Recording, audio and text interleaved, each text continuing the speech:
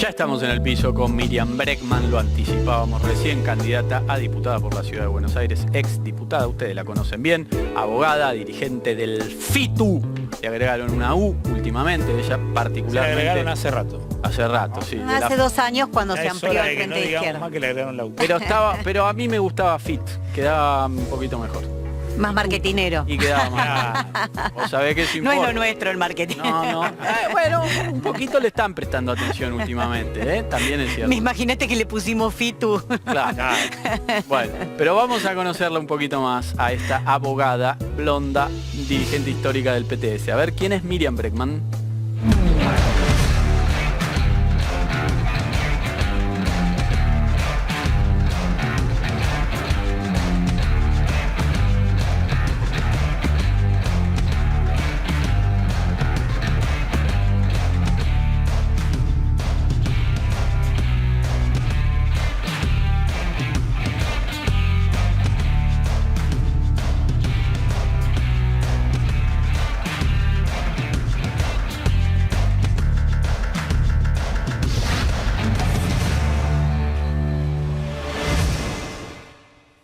Ahí teníamos un carpetazo bastante amable. amable. Ha habido fotos peores de... Sí. A Nico del Caño me parece que lo... Sí, al Caño le pusimos una que creo que tenía 10 años. Sí, efectivamente. Bueno, nacida en Timote, Miriam Bregman, nos enteramos de algunas cosas, pero empecemos por la coyuntura, Miriam, si te parece. Me parece que los precios, ¿no?, son el tema más caliente del momento, con el gobierno ensayando ahí una política que además es una política en términos comunicacionales, ¿no? Es decir, tirarle el fardo a los formadores de precios, a los productores de alimentos, a la oposición que no acompaña. Bueno, escuchabas, con el riesgo de que esto no funcione y finalmente le pasen la factura al gobierno. ¿Cómo ves este dilema, esta situación? Casi que lo dijiste vos. No, creo que hay una situación crítica, evidentemente, 4º año de caída del salario, caída de jubilaciones, asignaciones familiares, todo lo que va ligado al valor del salario. Y un gobierno que intenta manotazos de ahogado, pone un parche, pone otro, y ahora con esto, ¿no? Una carga discursiva contra las empresas. El problema es que, sinceramente, creo que le tienen tomado bastante el tiempo las empresas al gobierno, que después de Vicentín... ¿Cree que se le animaron? Mira, después de Vicentín para mí hay un antes y un después. Ninguna de esas cosas son gratuitas. Cuando vos salís a hablar de la soberanía alimentaria, haces conferencia de prensa, sé que todos los sectores ligados a lo social que te acompañan se pronuncien y reculás sin explicación, yo creo que fue un antes y un después que después se vio en muchos otros retrocesos del gobierno. Entonces, me parece que las empresas saben que es un gobierno que hace anuncios muy rimbombantes, pero después a la hora de tomar medidas se hace poco, y que este caso es muy grave.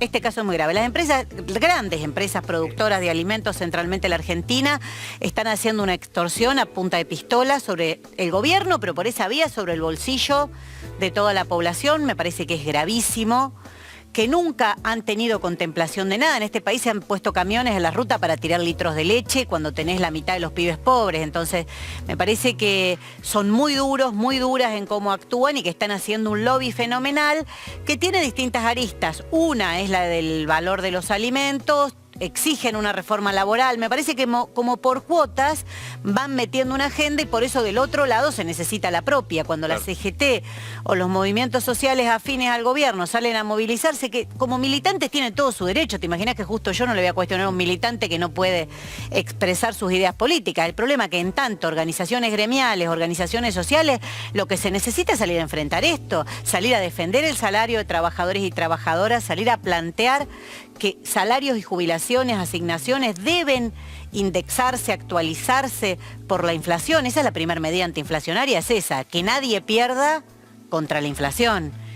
Y después, que creo que hay que tomar medidas un poco más de fondo, pero que para eso se necesita la movilización. Yo estoy convencida que se necesita el control popular sobre el valor de los precios, que trabajadores y trabajadoras en las fábricas podrían estar controlando qué se produce, cómo se produce, cuánto cuesta y la calidad, porque no nos olvidemos que hace una semana estábamos, 2 semanas, discutiendo con las empresas su negativa increíble a la ley de etiquetado. No nos quieren decir ni qué le ponen a los alimentos. Entonces, ves el sector empresario con una ofensiva total, y del otro lado un gobierno que va tirando parchecitos, mucho discurso, por eso decía lo que vos dijiste al principio, pero después no puede ser que ganen siempre los empresarios. Miriam, la inflación, ¿cómo se explica? El gobierno dice es oligopolio. Digo, el principal componente de la inflación, puntualmente en los alimentos, es que tenemos un mercado muy concentrado. ¿Qué ves vos? Eso también lo decimos nosotros. Lo que pasa es que cuando nosotros decimos que no puede ser que haya un oligopolio de unas empresas que controlan la entrada y salida de divisas del país mediante manejar el comercio exterior y que hay que ir a una nacionalización del comercio exterior, tú dices, no,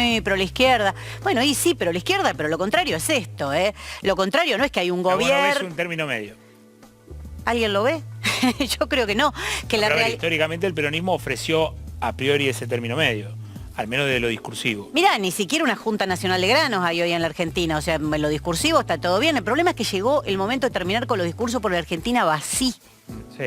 Ya los discursos no van más, no puede ser discursos, se tiran discursos para la tribuna y en los hechos siguen decidiendo siempre los sectores empresarios. Hoy 4 o 5 empresas te manejan la entrada y salida del divisa del país a través de ese control. Y tu pregunta precisa tiene que ver con eso, porque se vio con la carne.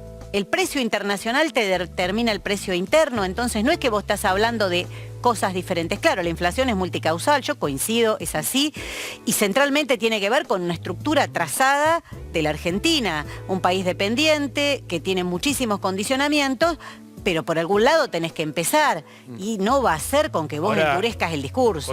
Con una oposición que, digamos, tiene muchas partes, ustedes son la tercera fuerza, con una oposición que tiene una segunda fuerza, que tiene un discurso tan parecido al del sector privado, ¿se puede lograr ese equilibrio de que la política retome de nuevo el control ante el poder económico? Eso y mucho más se puede. Lo que pasa es que el gobierno tiene un discurso, lo ves en sus candidatos incluso, que es un discurso de resignación, de agachar la cabeza, de que no se puede, que la relación de fuerza y la relación de fuerza. Mira, las relaciones de fuerza se construyen y vos construís.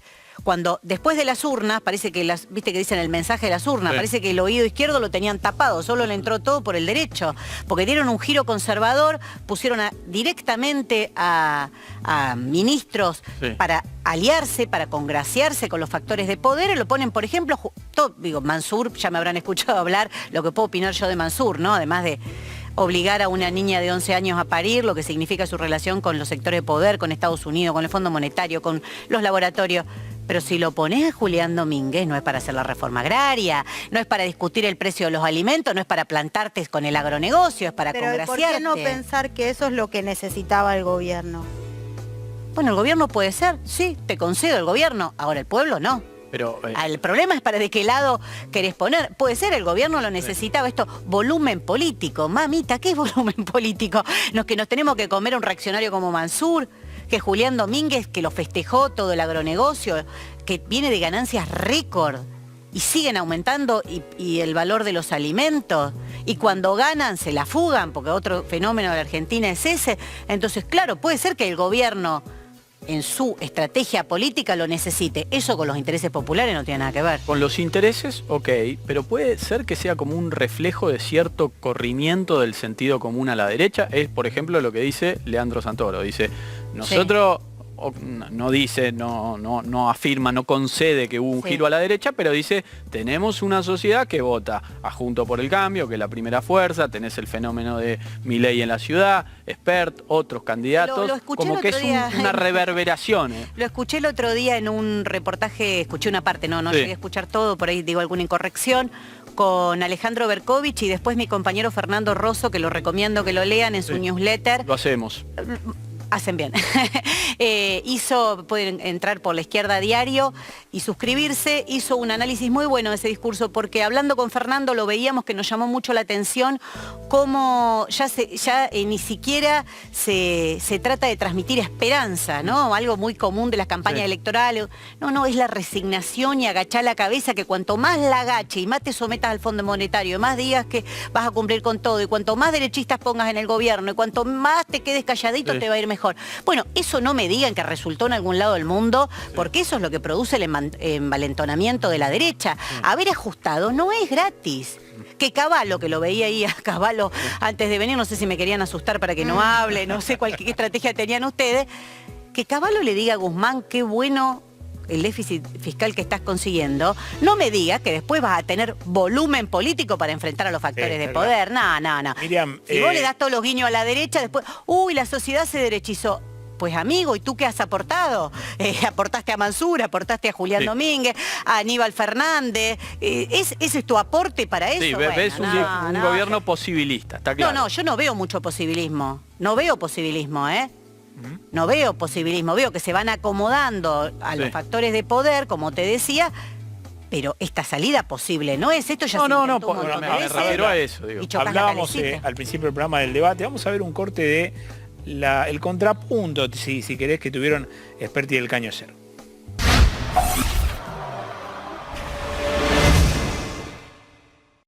¿Vos conocés países que defiendan las ideas tuyas, donde la gente viva bien y donde no tengas un dictador que caga palos a la gente que está muerta de hambre? Realmente, digo, con tus ideas. Mira, me extraña que no sepas que nosotros... En Estados Unidos viven mal, en Suiza viven mal.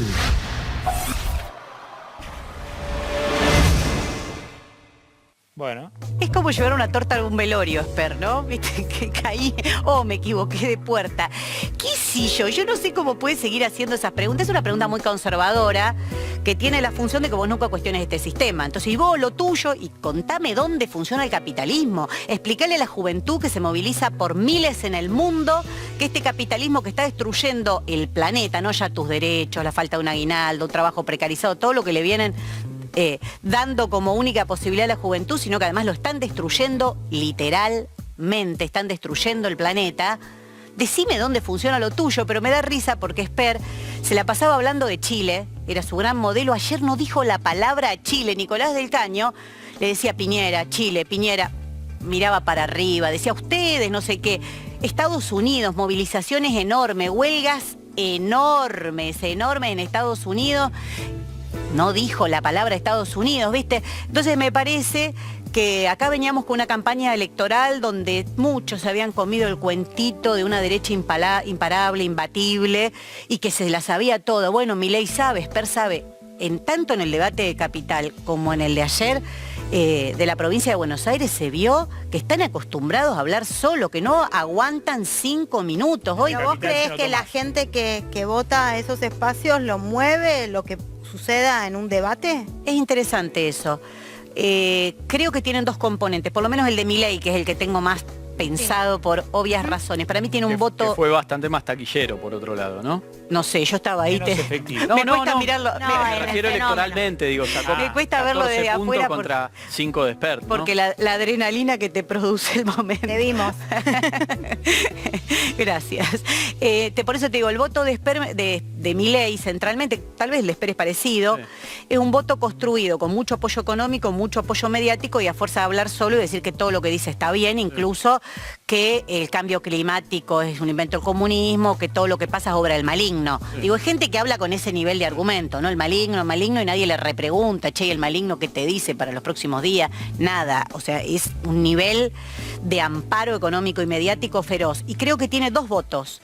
Un núcleo duro, que viene de una radicalización, de un voto de derecha que deja medio vacante Juntos por el Cambio, el voto Patricia Bullrich, por decirlo de una manera muy sencilla, si me lo permiten, un voto militar, que siempre tuvo 2, 3 puntos, 4 puntos, no sé, distintas expresiones, un voto de derecha rancio característico de la ciudad, que llegó a medir 20 puntos, la UCD, no es poquito, junto todo eso en este combo mediático, como les decía. Ese voto es difícil por ahí que se le mueva, pero yo particularmente apunto a que se sepa, tanto en el caso de él como Nicolás en el caso de Spert, a que esos pibes que por ahí o pibas que lo votan porque lo ven rebelde, por el discurso anticasta que tiende a coquetear con el antisistema, sepan que de verdad están votando a lo más concentrado del sistema.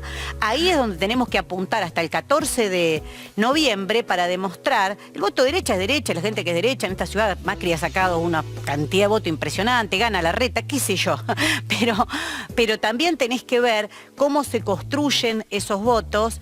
El de la reta lo tengo muy pensado, cómo construye el voto. Bueno, me puse a pensar cómo construye el de Milei y me parece que ahí hay que llegar a esa juventud que le venían vendiendo, que era el candidato imbatible, como mínimo. Se vio que imbatibles no son ninguno de los dos. Bien. Miriam, decías al principio, esta avanzada de las empresas productoras de alimentos, en realidad tiene una agenda más amplia, no es solamente resistir al congelamiento de precios, ir por la reforma laboral. Vamos a ver un tape que habla de eso, queremos tu mirada, a ver. Bueno.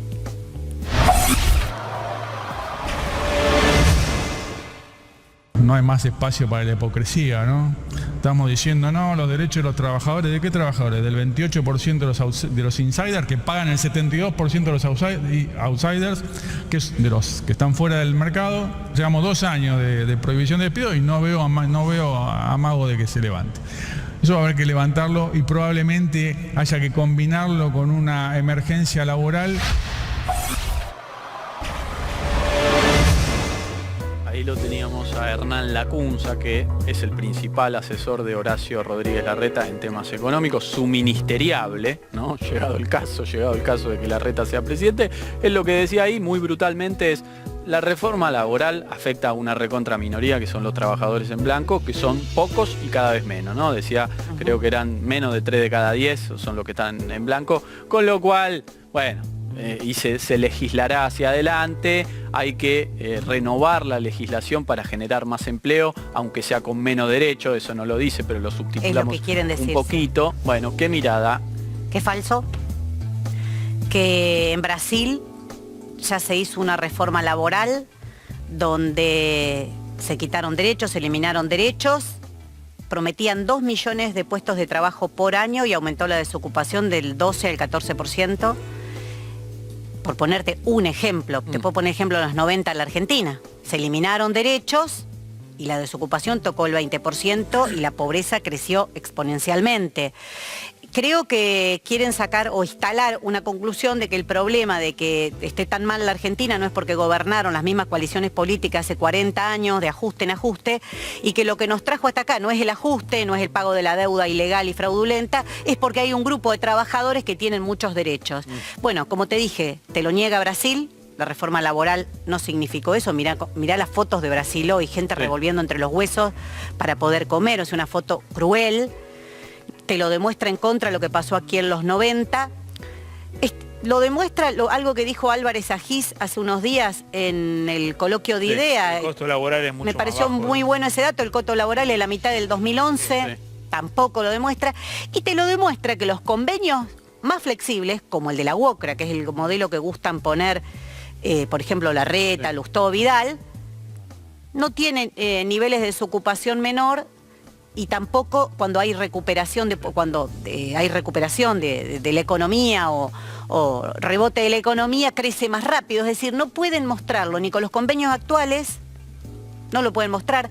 Tampoco sirvieron que la quita de derechos sirva para que se avance en el blanqueo. Ese fue el gran proyecto de Menem. Sí. Menem, por eso la 2403 y toda la legislación que pone las multas tienen origen en el gobierno de Menem. Vos decís, ¿cómo? Porque se jugaba a quitar derechos y hacer un blanqueo elemental de trabajadores sin derechos. No ocurrió tampoco, creció a 1/3 el trabajo no registrado. Es decir, te lo podría discutir con tiempo, 1, 2 horas, mostrándote ejemplos mundiales, ejemplo de la Argentina, ejemplo de los convenios que hoy rigen a la Argentina, cómo es falso que quitándole de derechos a los que tienen, produce que haya mayor registración. Y el último, la juventud.